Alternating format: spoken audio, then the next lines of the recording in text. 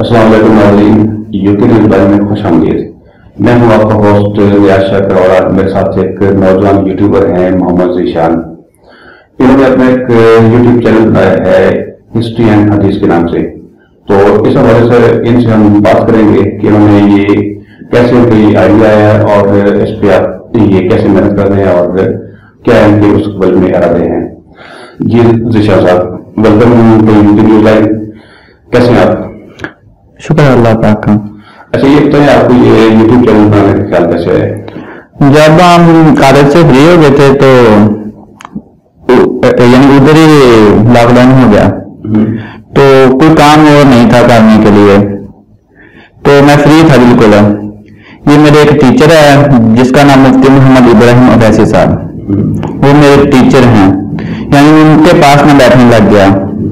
तो उन्होंने ये मुझे मशवरा दिया कि आप ऐसे कर लें, फ्री तो है, कोई और तो स्टडी वगैरह नहीं थी उस टाइम। तो उन्होंने मुझे ये मशवरा दिया कि आप यूट्यूब पे काम करना शुरू कर दें। तो मैंने सोचा चलो ठीक है, फ्री है, कौन सा हमने कॉलेज वगैरह जाना। तो मैं यूट्यूब चैनल पे काम करना शुरू कर दिया। तब मुझे किसी बात का एक्सपीरियंस नहीं था, पता नहीं था ये कैसे चलाना, कैसे कुछ भी नहीं पता था। ये सब मुझे मेरे टीचर ने बताया। अच्छा, ये बताएं, ये जो आपने अपने चैनल का नाम रखा है हिस्ट्री एंड हदीस, तो ये तो बहुत एक डिफिकल्ट टॉपिक है, इस पे आप तो बहुत रिसर्च करनी पड़ती है। तो आप कैसे ये अपनी वीडियोज बनाते हैं? पहले मैंने एक चैनल एक और बनाया था। जब मैंने स्टार्ट किया था ना, तो इस्लामिक स्टूडियो के नाम से बनाया था, क्योंकि मैंने जब मुझे उस वक्त कोई एक्सपीरियंस नहीं था, तो मैंने अपने पास से कोई चैनल का वैसे नाम बोल दिया। तो मेरे ने ये चैनल का नाम दिया इस्लामिक स्टूडियो।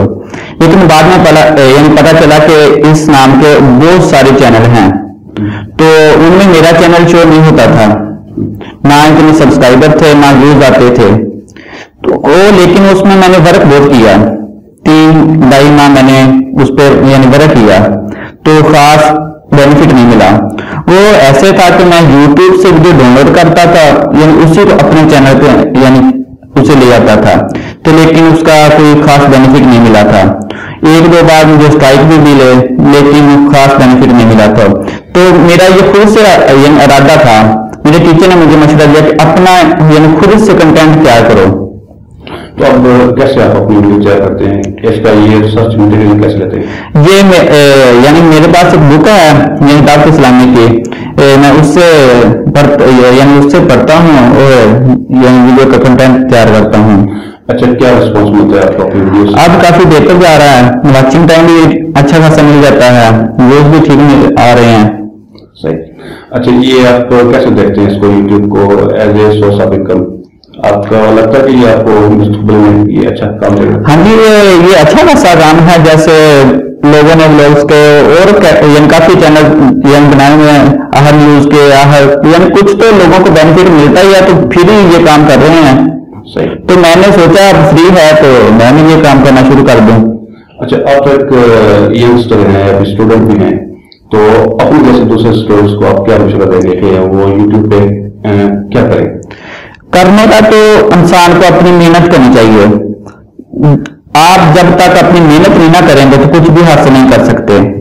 मैं स्टडी भी कर रहा हूँ साथ, ये नहीं कि मैंने स्टडी छोड़ दी है, स्टडी भी करता हूँ साथ में, और साथ में ये 1-आधा घंटा इसमें लगता है, 2 घंटे दे देता हूँ, लेकिन मैं अपनी स्टडी भी बाकायदगी से कर रहा हूँ।